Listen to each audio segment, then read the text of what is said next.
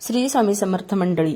तर आयुष्यातील प्रारब्धाचा भार हलका करण्यासाठी श्री स्वामी समर्थांनी दाखवलेला मार्ग तुम्हाला माहीत आहे का? माहीत नसेल तर हा व्हिडिओ शेवटपर्यंत पहा, कारण शेवटी असे उपाय देणार आहे की तुमच्या आयुष्यातील प्रारब्ध तर सुटतील, पण जीवनातली संकटे, एकदा प्रारब्ध सुटले की संकटे आपोआप कमी होतील. तर सर्वात अगोदर श्री स्वामी समर्थ मंडळी भक्ती कथा, दररोज भक्ती कथा या चॅनलवर तुम्हा सर्वांचं मनापासून खूप खूप स्वागत. चॅनलवर नवीन असाल तर चॅनलला सबस्क्राईब नक्की करा. मानवी जीवन हा केवळ जन्म, शिक्षण, नोकरी, संसार आणि मृत्यू एवढाच प्रवास नाही. प्रत्येक व्यक्ती आपल्या जीवनात काही आनंददायी तर काही वेदनादायी अनुभव घेत असतो. एखाद्याच्या वाटेला सहज यश येते तर दुसरा मनापासून प्रयत्न करूनही वारंवार अपयशाला सामोरा जातो. काही घरांमध्ये संपत्ती असूनही समाधान नसते, तर काही कुटुंबे अल्पे साधनांमध्येही आनंदाने जगतात. यामागे केवळ नशीब नसून तर कर्माचा सूक्ष्म असा हा नियम कार्यरत असतो. तर हा नियम तुम्हाला माहीत आहे का? तुम्हाला नेहमी असं वाटत असेल की अरे याला किती पटकन ही गोष्ट किंवा ही वस्तू मिळतीये, पण मी किती दिवसांपासून या वस्तूसाठी कष्ट करतोय पण मला अजिबात मिळत नाही. तर यामागे असतात तुमचे प्रारब्ध. तर भारतीय अध्यात्मानुसार प्रत्येक कृतीचा परिणाम निश्चित असतो. तो लगेच मिळेलच असे नाही. कधी तो अनेक वर्षांनी तर कधी पुढील जन्मातही प्राप्त होतो. याच कर्मफलातील जे फळ वर्तमान जन्मात अनुभवावे लागतात त्याला प्रारब्ध असे म्हणतात. पण या प्रारब्धापासून आपण थोडीशी जे आहे याचे प्रारब्ध जे आहे आपले कमी करू शकतो. तर ते कशा पद्धतीने, आपण काय सेवा केली जेणेकरून आपले प्रारब्ध कमी होतील, तर आजच्या ह्या व्हिडिओमध्ये सविस्तर माहिती आपण जाणून घेणार आहोत. तर प्रारब्धापासून कोणीही पूर्णपणे मुक्त नसतो. राजापासून सामान्य माणसापर्यंत प्रत्येकाला त्याचा काही ना काही भाग भोगावाच लागतो. कारण प्रभू श्रीरामांना सुद्धा त्यांचे प्रारब्ध सुटले नव्हते. आपण तर माणसे आहोत, कारण ते सुद्धा 14 वर्ष वनवासात राहिले, तर हे त्यांचे प्रारब्धच होते. परंतु याचा अर्थ असा नाही की मनुष्य पूर्णपणे असहाय्य आहे. संतांनी भरपूर आपल्याला जे आहे उपाय सांगितलेले आहे की श्रद्धा, ईश्वर भक्ती, निस्वार्थ सेवा, चांगले आचरण आणि अंतःकरणातील शुद्धता यांच्या सहाय्याने प्रारब्धाचा कठीणपणा कमी होऊ शकतो. दुःख पूर्ण नाहीसे नाही झाले तरीही सहन करण्याची शक्ती आणि अनेक संकटे अपेक्षेपेक्षा सौम्य स्वरूपात निघून जातात. अनेक भक्तांच्या अनुभवामध्ये एक गोष्ट समान दिसते. ज्यांनी संकटाच्या काळात श्री स्वामी समर्थावर अखंड विश्वास ठेवला त्यांना योग्य वेळी योग्य मार्गदर्शन आणि धैर्य आशेचा किरण मिळाला. तर या आजच्या कलियुगामध्ये स्वामी हे नाव खूपच जे आहे आपल्याला एक मार्गदर्शन देऊन जातं, एक जे आहे आपल्याला ऊर्जा देऊन जातं. कारण स्वामी हे कर्मावर, आपल्या भक्तीपेक्षा, आपण जी भक्ती करतो स्वामींच्या नावाची त्यापेक्षाही आपल्या कर्मावर जे आहे स्वामी प्रसन्न होतात. त्यामुळं तर स्वामींची कृपा म्हणजे नेहमी चमत्कार घडणे असे नसते, तर योग्य वेळी योग्य विचार, योग्य माणसे आणि योग्य दिशा मिळणे ही सुद्धा मोठी कृपाच असते. कारण स्वामींना आपल्याला यावेळी हे हवंय म्हणून स्वामी आपल्याला देत नाही, तर योग्य वेळ आल्याशिवाय ज्यावेळेस आपली योग्य वेळ येते त्यावेळेसच स्वामी आपल्याला देतात. कारण स्वामींना आपल्या इच्छेपेक्षा वेळ महत्वाची असते. आजच्या धावपळीच्या युगात तणाव, आर्थिक अडचणी, कौटुंबिक मतभेद आणि आरोग्याच्या समस्या, मानसिक अस्थिरता यामुळे अनेक जण निराश होतात. अशा वेळी स्वामी समर्थांचा भक्ती मार्ग मनाला स्थैर्य देतो. हा मार्ग कोणत्याही जाती, पंथ किंवा वयाच्या व्यक्तीसाठी खुला आहे. कोणीही स्वामी नाम जे आहे कधीही उच्चारू शकतो. स्वामींची भक्ती करायला जात, पंथ, वय लागत नाही, तर फक्त श्रद्धा आणि भक्ती लागते. तर त्यासाठी मोठमोठे विधी आवश्यक नाहीत. आवश्यक आहे ती श्रद्धा, सातत्य आणि निर्मळ भावना. या लेखात आपण अशा काही आध्यात्मिक आचरणांचा विचार करणार आहोत ज्यांचा अवलंब केल्याने जीवन अधिक शांत, संतुलित आणि अर्थपूर्ण होऊ शकते. हे उपाय केवळ धार्मिक कृती नसून तर व्यक्तिमत्व घडवणारे आहेत आणि मन शुद्ध करणारे आहेत. तर एकंदरीत काय, तर आपले प्रारब्ध कमी करणार आहेत, आपल्या जीवनातली संकट थोडेसे कमी करणार. जरी संकटे नाहीसे झाले नाही तरी पण ते आपल्याला सहन करण्याची शक्ती आणि थोडीशी जी आहे त्याची तीव्रता कमी करण्याची जी आहे ही उपाय आहेत. तर आयुष्यातील प्रारब्ध कमी करण्याचे स्वामी उपाय म्हणजे हे संपूर्ण जे उपाय आज मी तुम्हाला सांगणार आहे ते स्वामींचे उपाय आहे आणि ते स्वामींच्या नामाचे उपाय आहे. त्यामुळं हे उपाय तुम्ही नक्की आचरणात आणा, जेणेकरून तुम्हाला छान पद्धतीने फायदा होईल. कारण श्री स्वामी समर्थ हे जसं की मी म्हटले, त्यांना आपल्या भक्तीपेक्षाही त्यांना आपले कर्म जास्त प्रिय असतात, की आपण कसे कर्म करतोय, चांगले करतोय की वाईट करतोय, एखाद्याला दुखवतोय की सुखावतोय, हे स्वामी अगोदर बघतात. प्रत्येक मनुष्याच्या जीवनात सुख दुःख, यश अपयश, लाभ हानी, भेट विरह असे अनुभव येतात. संकट म्हणजे काय तर नुसते संकट म्हणजे काय, आर्थिक संकट नाही. संकट वेगवेगळी प्रकारचे असू शकतात. काही वेळा आपण कितीही प्रयत्न केले तरी अडचणी संपत नाहीत. का संपत नाहीत याचा विचार केलाय का तुम्ही? अनेकांना प्रश्न पडतो, मी कोणाचे वाईट केले नाही तरी माझ्या आयुष्यात इतके दुःख का? याचे उत्तर आपल्याला अध्यात्मात प्रारब्ध कर्म या संकल्पनेत दिले आहेत. प्रारब्ध म्हणजे पूर्वजन्मी केलेल्या कर्माचा या जन्मात मिळणारे फळ.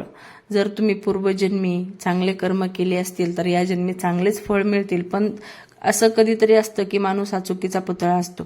पण फळ हे पूर्णपणे टाळता येत नसले तरी त्याची तीव्रता आपण कमी करू शकतो किंवा कमी करता येते. यासाठी संतांनी आणि विशेषतः स्वामी समर्थ महाराजांनी भक्ती, नामस्मरण, सेवा आणि सदाचार याचा अत्यंत सोपा मार्ग सांगितलेला आहे. सेवा म्हणजे काय तर सेवा कुठलीही असू शकते. तुम्ही एखाद्या मठात, मंदिरात, स्वामीच्या केंद्रात कुठेही तुम्ही थोडी जरी सेवा केली, अक्षरशः नुसतं झाडून जरी घेतलं ना तरी तुमचे कर्म जे आहे झाडले जातात. स्वामी तुमचे कर्म झाडून टाकतात. स्वामी समर्थ नेहमी म्हणत असत की भिवू नकोस, मी तुझ्या पाठीशी आहे. हे शब्द फक्त धीर देणारे नाहीत तर भक्ताला संकटातून बाहेर काढणारे आहेत. मात्र त्यासाठी भक्तीमध्ये सातत्य, श्रद्धा आणि संयम आवश्यक आहे. आता प्रारब्ध म्हणजे काय? बऱ्याच जणांना पडणारा हा प्रश्न, प्रारब्ध म्हणजे काय? कारण हा शब्द जरीही 3.5 अक्षराचा असला तरी याचा उच्चार खूप मोठा आहे किंवा याचा अर्थ खूप मोठा आहे. कर्माचे 3 प्रकार सांगितलेले आहेत. जसं की एक सचित कर्म, अनेक जन्मातील साठवलेले कर्म. म्हणजे आपण या जन्मात आलोय तर आपला काय पहिला जन्म आहे असं नाही, तर अनेक साठवलेले जे जन्मातील कर्म आहेत त्याला सचित कर्म म्हणतात. त्यानंतर प्रारब्ध कर्म, या जन्मात भोगण्यासाठी निश्चित झालेले कर्म. म्हणजे की याच जन्मात आपल्याला हे कर्म भोगायचे, हे आपलं पहिलेच निश्चित झालेलं असतं, त्यामुळे त्याला आपण टाळू शकत नाही. क्रियमान कर्म, आपण आता करत असलेली कर्म. म्हणजे आपण जरी या जन्मात असलो तरीही आपण सगळे सत्कर्मच करतोय का? कधीतरी स्वतःला तुम्ही प्रश्न विचारा. सचित कर्माचा मोठा साठा असतो, त्यातील काही भाग प्रारब्ध म्हणून या जन्मात भोगावा लागतो. जसं की आपल्याला अगोदरच ठरवलेलं असतं की देवाने की आपल्याला हा भाग या जन्मी भोगायचा आहे, पण वर्तमान काळातील सत्कर्मामुळे पुढील कर्माचा भार कमी होतो. स्वामी भक्ती प्रारब्ध कमी कसे करते तर जेव्हा भक्त संपूर्ण श्रद्धेने स्वामींचे स्मरण करतो तेव्हा त्याला दुःख सहन करण्याची शक्ती मिळते. संकटे नाहीशी झाली नाहीत तरीही त्याची तीव्रता नक्कीच कमी होते. अनेक भक्तांचे अनुभव सांगतात की मोठे संकट छोट्या अडचणीत बदलले, भक्तीमुळे मन शांत झाले, योग्य निर्णय घेण्याची बुद्धी मिळते. आता स्वामी सेवा कशी करायची तर तुम्ही स्वामींच्या केंद्रात, स्वामींच्या मठात कुठेही गेलं तर थोडं झाडून घेतलं की जसं मी तुम्हाला म्हटले की कर्म आपले स्वामी जे आहे झाडून टाकतात. किंवा मग तुम्ही नुसत्या सतरंजा थरल्यात, सतरंजावर जे काही भक्त येऊन बसतात त्यानंतर ती सतरंजी जरी गोळा केली तर ती सुद्धा स्वामी सेवा आहे. एखाद्या भुकेलेल्या अन्न खाऊ घातलं तर ती सुद्धा स्वामी सेवा आहे. तर अशा छोट्या छोट्या सुद्धा तुम्ही स्वामी सेवा करू शकतात. नकारात्मक विचार दूर होतात स्वामी सेवेने, हेच प्रारब्ध हलके होण्याचे पहिले लक्षण आहे. त्यानंतर अखंड श्री स्वामी समर्थ नामस्मरण. स्वामी भक्तीसाठी सर्वात मोठा उपाय म्हणजे नामस्मरण. हा मंत्र प्रेमाने, विश्वासाने, सातत्याने जमा. असं नाही की मला माझे प्रारब्ध कमी करायचे, चला मी स्वामी समर्थाचा मंत्राचा जप करतो, तर असं अजिबात नाही. तर तुम्ही जितक्या भक्तीने, जितक्या श्रद्धेने हा मंत्राचा जप कराल, जितक्या प्रेमाने, विश्वासाने आणि सातत्याने जपाल, दररोज सकाळी किमान 108 वेळा जप करा. शक्य असल्यास दिवसभर काम करतानाही मनात नामस्मरण तुम्ही चालू ठेवू शकता.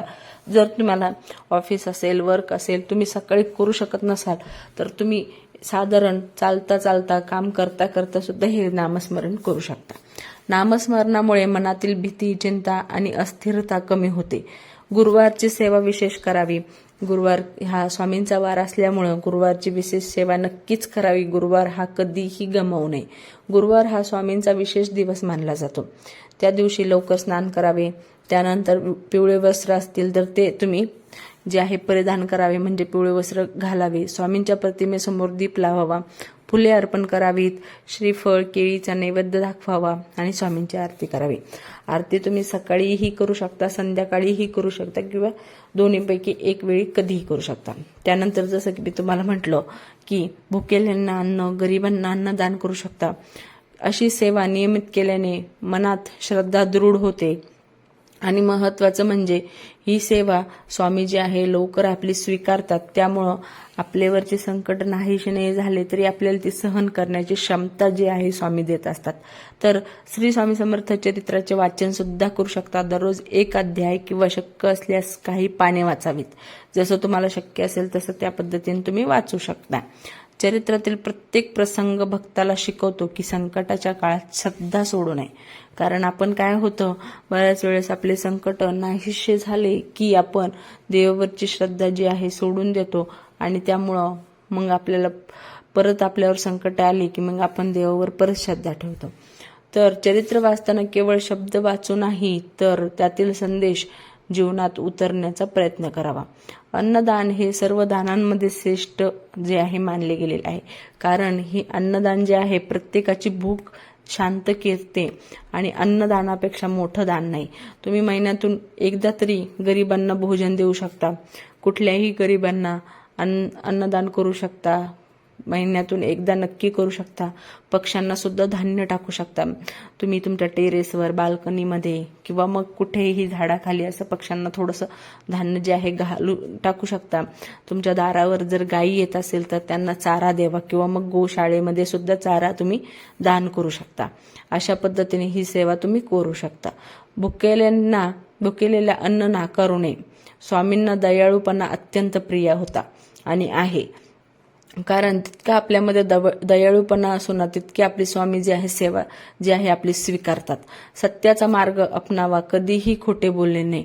खोटे बोलणे, फसवणूक, अन्याय, लोभ आणि भ्रष्टाचार यामुळे नवीन कर्म तयार होते आणि अगोदरच आपले कर्माचे प्रारब्ध सुटले नाहीत तर आणखीन आपण कर्म तयार करून घेऊ तर मग आपल्याला अडचणींपासून सुटका कशी होणार. तर म्हणून सत्य बोलावे, प्रामाणिक राहावे, दुसऱ्यांचे नुकसान करू नये, मेहनतीवर विश्वास ठेवा. आईवडिलांची सेवा. आईवडील हे प्रत्यक्ष देव आहे. स्वामींच्या अगोदर सुद्धा स्वामी म्हणतात की माझ्या अगोदरही तुम्ही आईवडिलांची तुमची सेवा करा. आईवडिलांच्या आशीर्वादाने अनेक संकटे दूर होते. ज्यांना आईवडील नाहीत त्यांनी वृद्धांची सेवा करावी. वृद्धाश्रम आहे तिथेही तुम्ही दान धर्म करू शकता. तिथे तुम्ही अन्नदान करू शकता. त्यांची नाही काही तर त्यांच्या तुम्ही जर जास्त तुमची ऐपत असेल तर त्यांच्या औषधोपचार अनेक पद्धतीने तुम्ही जी आहे सेवा करू शकता. अधिक पद्धतीने तुम्ही जे आहे असं दान धर्म करू शकता. क्षमा करण्याची वृत्ती असावी. राग, द्वेष, सूड भावना मनाला जखडून ठेवतात. ज्यांनी आपल्याशी वाईट केले त्यांना मनापासून क्षमा करावी. स्वामी हे सांगतात की एखाद्याने आपल्यासोबत वाईट केले म्हणून आपण त्याच्यासोबत वाईट करणं हा मार्ग योग्य नाही. तर आपण त्याला मनापासून क्षमा करणं हा मार्ग जो आहे स्वामी स्वीकारतात आणि आपली सेवा इथेही स्वामी स्वीकारतात. ज्यावेळेस आपण यामुळे मन हलके होते. गरीब आणि गरजूंची मदत दान म्हणजे पैसा नाही. एखाद्याला शिक्षणात सुद्धा मदत करू शकता. एखादं विद्यार्थी जर गरीब परिस्थितीत असेल तर त्याला शालेय वस्तू सुद्धा दान देऊ शकता. आजारी व्यक्तीला औषध देऊ शकता. गरजू विद्यार्थ्यांना पुस्तके देऊ शकता. एखाद्याला नोकरी सुद्धा मिळवून देऊ शकता. ही सेवा स्वामींना अत्यंत प्रिय आहे. स्वामी असं म्हणत नाही की तुम्ही दिवसभर माझ्या केंद्रामध्ये किंवा माझ्या मूर्तीसमोर किंवा माझ्या मंदिरात बसा. पण ह्या ज्या छोटे छोटे सेवा आहेत त्या स्वामींना खूप जास्त प्रिय आहेत. नकारात्मक विचार टाळा. सतत तक्रार करणारे मन दुःख वाढवते. त्याऐवजी कृतज्ञ राहा की आज माझ्यासाठी हे चांगलं घडले तर त्यावर तुम्ही कृतज्ञ राहा. वाईट जे घडले त्याकडे लक्ष देऊ नका. सकारात्मक विचार करा. प्रत्येक संकटात स्वामींची इच्छा आहे असं मान्य करा. जर तुमच्यासोबत चांगलं झालं तर स्वामी सेवा म्हणा आणि जर काही वाईट घडलं तर स्वामींची इच्छा आहे असं मान्य करून सोडून द्या. अहंकार सोडा. अहंकारामुळे माणूस देवापासून दूर जातो. स्वामी भक्त नेहमी नम्र असतो. नियमित ध्यान करावे. साधारण दररोजचे 10 ते 15 मिनिटे डोळे बंद करून स्वामींच्या चरणाचे ध्यान करा. श्वासावर लक्ष केंद्रित करा आणि मनातल्या मनात श्री स्वामी समर्थ जपा. गुरूंचा आदर करा, कारण गुरूंचा कधीही अपमान करू नये, गुरूंचा कधीही अनादर करू नये. गुरूंचा अपमान कधी करू नका, कारण गुरु म्हणजे अंधारातून प्रकाशाकडे नेणारा, हा जो दिव्य ऊर्जा देणारा जो आहे मानला जातो. त्यामुळे संयम ठेवा. भक्ती केली म्हणून लगेचच चमत्कार घडेल अशी अपेक्षा अजिबात ठेवू नका, कारण दिवसेंदिवस आपण ज्यावेळेस भक्ती करू त्यावेळेसच आपले जे आहे प्रारब्ध कमी होऊ शकतात. आणि जितके आपण सेवा करू, जितके आपण दानधर्म आणि योग्य रीत्याने जे आहे वावरू, तितके आपल्यासाठी जे आहे आपले प्रारब्ध, आपले संकटे नाहीशी होतात. स्वामी योग्य वेळ आल्यावर त्यांची कृपा नक्कीच करतात, पण ते योग्य वेळेची वाट पाहण्याची क्षमता आपल्यात असावी. कुटुंबात प्रेम वाढवा. घरातील भांडणे, कटुता आणि अपमान यामुळे मानसिक अशांती वाढते. एकमेकांशी प्रेमाने वागा. आणि महत्त्वाचं म्हणजे स्वामींवर संपूर्ण विश्वास ठेवा, की असं नाही की 8 दिवस मी स्वामी नामांचा जप केलाय आणि स्वामींनी माझ्यावर काहीच कृपा केली नाही, मग मी आता जप करणार नाही. तर असं नाही. जसं की मी तुम्हाला म्हटले, योग्य वेळ आल्याशिवाय स्वामी आपल्याला काही देत नाही. त्यामुळे स्वामींवर संपूर्ण विश्वास ठेवून मनोभावे, शुद्ध मनाने, शुद्ध आचरणाने सेवा करणं खूप महत्त्वाचं आहे. काही वेळा परिस्थिती खूप कठीण असते, तेव्हा मनात एकच भावना ठेवा की स्वामी मला काहीही समजत नाही. स्वामींना तुम्ही स्वामींच्या फोटोसमोर, स्वामी मंदिरात, स्वामी केंद्रात, स्वामी मठात, स्वामी मूर्तीसमोर कुठेही बसा आणि स्वामींना सांगा की स्वामी मला काही समजत नाही, पण तुम्हाला सर्व काही माहीत आहे. मी स्वतःला तुमच्या चरणी अर्पण करतो. आणि ही पूर्ण शरणागती भक्ताला अंतः शांती देऊन जाते. म्हणजे काय, तर ज्यावेळेस आपण स्वामींना अर्पण करतो तर त्यावेळेस आपल्याला अंतशांती जी आहे देऊन जाते. प्रारब्ध कमी होण्याची लक्षणे, ज्यावेळेस तुम्ही वारंवार भक्ती कराल, वारंवार दान धर्म कराल, वारंवार जे आहे स्वामींची सेवा कराल, तर त्यावेळेस तुमचे प्रारब्ध कमी होतील. तर प्रारब्ध कमी होण्याची काय लक्षणे आहेत हे जाणून घेऊया. महत्त्वाचं म्हणजे पहिले, मन शांत राहील. त्यानंतर भीती कमी होईल. योग्य मार्ग दिसू लागतो. घरात आनंद वाढतो. त्यानंतर नकारात्मक विचार जे आहे ते कमी होतात. संकटातून मार्ग मिळतो. भक्तीची आवड जी आहे तुमच्यात निर्माण होते, कारण वर्षानुवर्षे तुम्हाला भक्तीची आवड नसेल, पण आता तुम्हाला भक्ती करावीशी वाटते. भक्ती जी आहे तुम्ही नेहमी करत आहात, तर ही जी आवड आहे तुमची वाढते. स्वामींवरील विश्वास अधिक दृढ होतो. त्यानंतर लक्षात ठेवण्यासारख्या गोष्टी, कोणालाही जाणून बुजून दुःख देऊ नका. म्हणजे की हा माझ्याशी असा वागलाय म्हणून मी त्याला हे दुःख देईल, तर हे असं स्वामी जे आहे अजिबात स्वीकारत नाहीत. आणि मग ते आपल्याला आणखीन आपले प्रारब्ध वाढतात. व्यसनांपासून दूर राहा. शक्यतो व्यसन करू नका. रोज किमान काही वेळ नामस्मरण नक्की करा. शक्य तितकी सेवा करा. मिळालेल्या प्रत्येक गोष्टीबद्दल देवाचे आभार माना. आणि जी गोष्ट तुम्हाला चांगली मिळाली नाही आहे ती देवाची इच्छा आहे म्हणून स्वीकारा आणि सोडून द्या. पण जी गोष्ट तुम्हाला चांगली मिळाली त्याचे आभार मानण्यासाठी देवाला अजिबात विसरू नका. संकटात श्रद्धा सोडू नका. प्रारब्ध पूर्णपणे टाळणे कोणाच्याही हातात नसते, परंतु श्रद्धा, नामस्मरण, सेवा, दया, क्षमा आणि सत्कर्म याच्या बळावर त्याची तीव्रता कमी करता येते. श्री स्वामी समर्थाचा मार्ग हा चमत्काराचा नव्हे, तर श्रद्धा, धैर्य आणि आत्मपरिवर्तनाचा आहे. जेव्हा भक्त मनापासून म्हणतो की श्री स्वामी समर्थ, त्यावेळेस बघा तुम्ही मनापासून ज्यावेळेस श्री स्वामी समर्थ म्हणाल तर तुमच्या मनामध्ये एक वेगळी ऊर्जा तयार होते. तेव्हा त्याच्या मनातील भीती जी आहे वितळू लागते. संकटे संपण्याआधी त्यांना सामोरे जाण्याची शक्ती मिळते. हीच तर खरी स्वामींची कृपा आहे. आणि स्वामींची कृपा समजणं इतकं सहजासहजी जे आहे तुम्ही समजू शकत नाही. त्यामुळे तुम्हाला वारंवार तुम्ही सेवा नक्की करा, कारण एकदा जर तुमची स्वामी कृपा तुमच्यावर झाली की मग तुम्हाला काहीही कुठेही अडचण येणार नाही. शेवटी सर्व स्वामी भक्तांनी दररोज ही प्रार्थना करावी की आमच्या हातून, हे स्वामी समर्थ महाराज, आमच्या हातून सत्कर्म घडू दे. आमच्या प्रारब्धाचे दुःख सहन करण्याची शक्ती द्या. आमच्या मनात अखंड तुमचे नाम राहू द्या. अहंकार, राग, द्वेष आणि लोभ यापासून आमचे रक्षण करा. स्वामींना इतकंच तुम्ही मागा, मग बघा तुमच्यावर स्वामींची कृपा कशी होते. आणि हेही मागायला विसरू नका की आमच्या कुटुंबावर तुमची कृपादृष्टी सदैव राहू दे. आम्हाला तुमच्या चरणी दृढ श्रद्धा, सेवा आणि समर्पण लाभू दे. श्री स्वामी समर्थ. कारण स्वामी समर्थ ह्या नामामध्ये खूप शक्ती आहे. दिवसातून जितक्या वेळेस नामस्मरण कराल तितके करा. स्वामी तुमची सेवा नक्की स्वीकारतील. तोपर्यंत भेटूया परत पुढच्या व्हिडिओमध्ये. तोपर्यंत श्री स्वामी समर्थ.